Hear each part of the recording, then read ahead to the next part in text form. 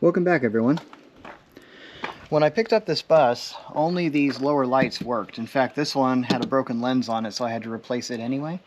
But all of these upper lights did not function. I'm not entirely sure about the backup lights, to be honest with you, but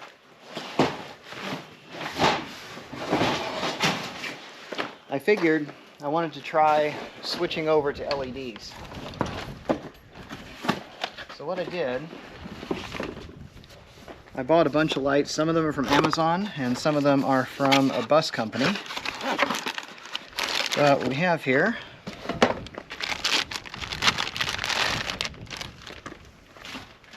so this one is a replacement for the red here. Should be exactly the same size. In fact, I hope it has all the same mounting points on it. It does have a nice gasket around the back of it here. We've got our ground, which is already pre-terminated for us. And then we've got, this one's going to be brake light, I'm sure, and black should be tail light. So I can go ahead and take this off and put this LED on in its place. I've got yellow ones.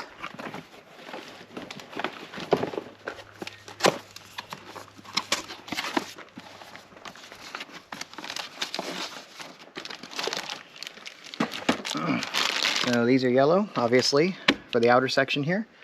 And then I went ahead and bought triangular amber and red for my upper clearance lights around the top of the bus. I've got one more lower light just because the one on the right side doesn't match this one anymore, so I figured might as well make them match again.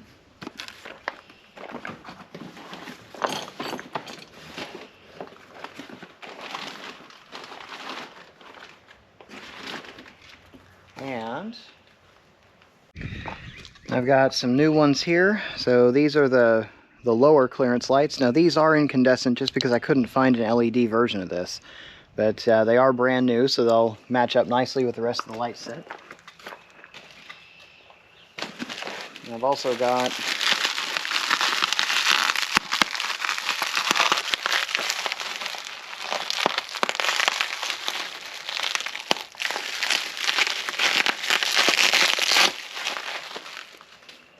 these guys. These should be LED.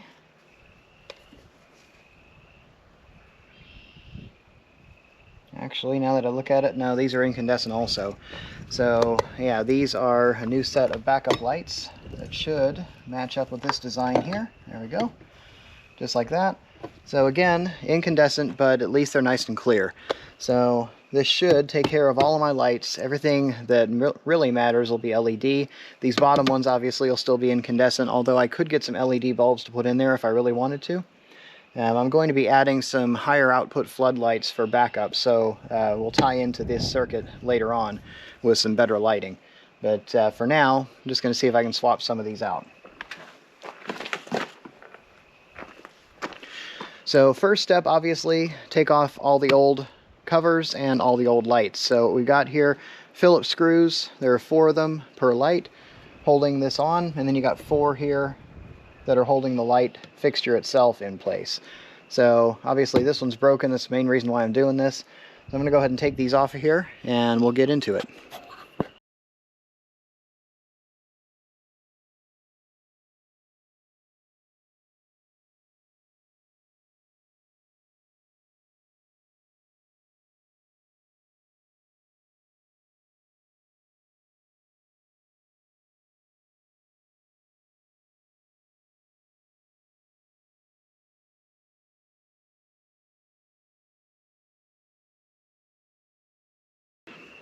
Okay, so here's what we have.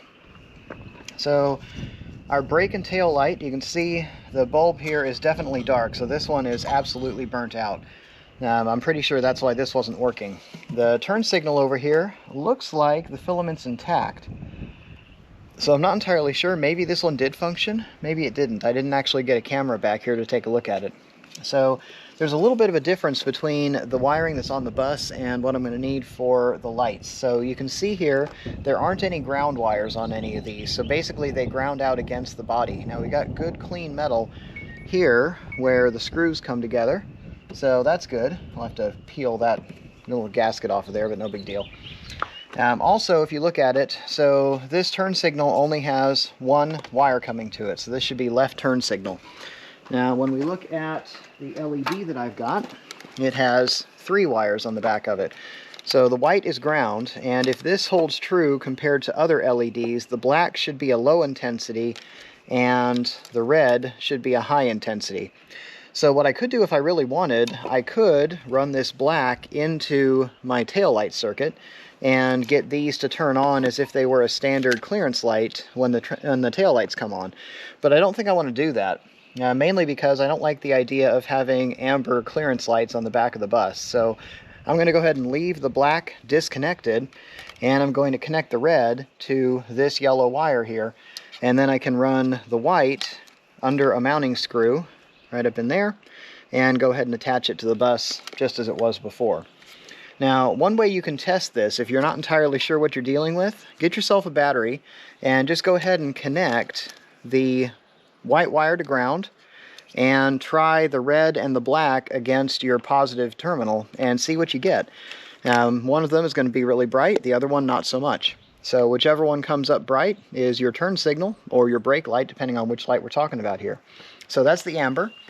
The red, you can see here, has 2 wires going to it.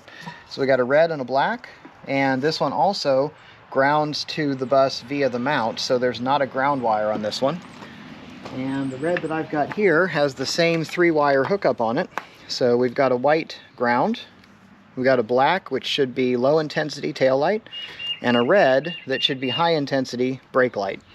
So my plan here is going to be to take these guys, I'm going to connect the white to a mounting screw right up in here. We're going to connect the black to this brown wire here, which should be tail light. Brown is your standard convention for tail lights. And I'm going to connect the red to the red, which should be our brake light. That should make this light function.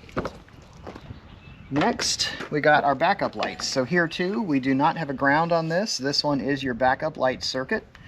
Now, I am going to go ahead and take off the inside sheeting on the bus and remove all of this extra insulation and put in spray foam instead. So I can go ahead and wire these, but I want to be able to get to this circuit later because I may attach my floodlights to it. We'll see. I might put them on a separate circuit also, just so I don't flip them on when I've got people behind me. But anyway, this one is going to be our backup light, and this light did not come with an extra ground, so I just need to make sure that when I put this on, I've got a good ground against the bus. So here we've got 2 thicknesses of sealer here.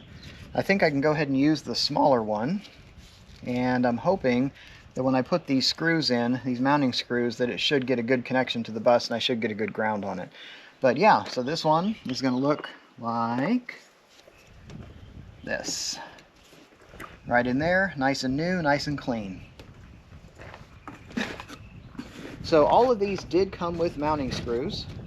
This one has small mounting screws, but these are very similar to the ones that were on this one anyway, so I can just go ahead and make use of these. Honestly, the other thing I could consider, some of these, here, let me show you. So, like, these are the screws that were on my original turn signals and tail lights, and since I know they're in good condition and they do interface with the sheet metal properly, I may just go ahead and reuse them, because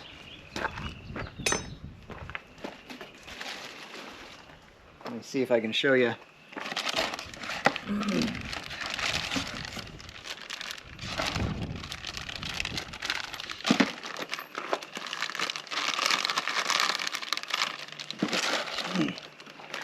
So these are the mounting screws that came with it. I don't know if I love those, to be honest with you. They got a big hex head on them, so yeah, I'm sure they're going to hold nicely. But we'll see. I may use these, or I may go ahead and reuse the ones that were already on here. We'll see what fits best.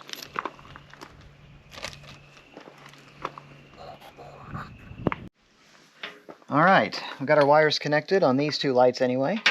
So I did do a test on this one up front. I just didn't show you because I was using the bus's batteries to test it, and it was kind of difficult to see. But the red is definitely the brighter setting on here. So what I did on this black one, I just kind of cut off the end and wrapped it around the middle because I'm not going to be using this. There will be no power on it, and obviously I still have the connection over here on the ground. So what I'm going to do with this, I love these little weather resistant or weatherproof butt splices. So you just connect them together, hit them with a heat gun, and it makes it pretty weather tight. So I'm going to go ahead and hit these 3 and put these 2 lights back in place, and I still need to deal with this one, and we'll get it done. Alright, there we have it.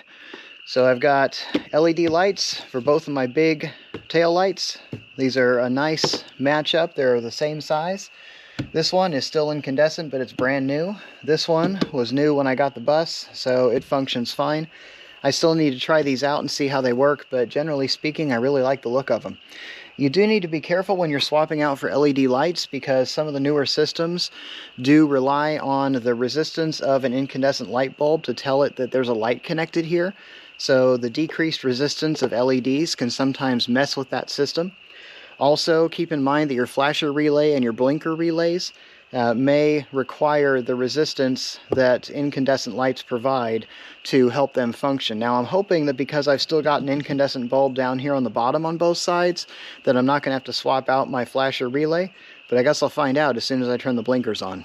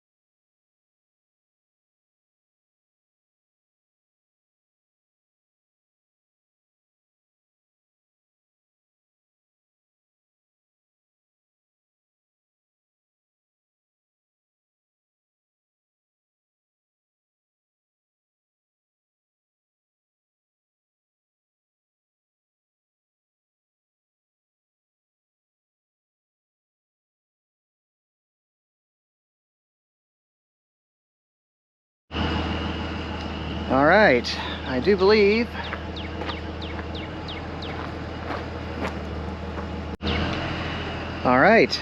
we got some tail lights.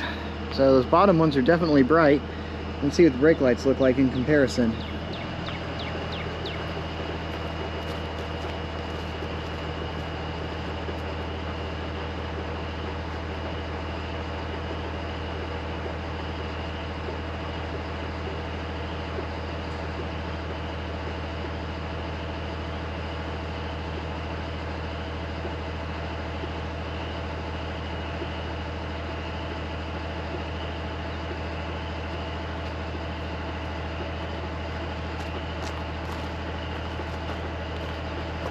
Left turn signal.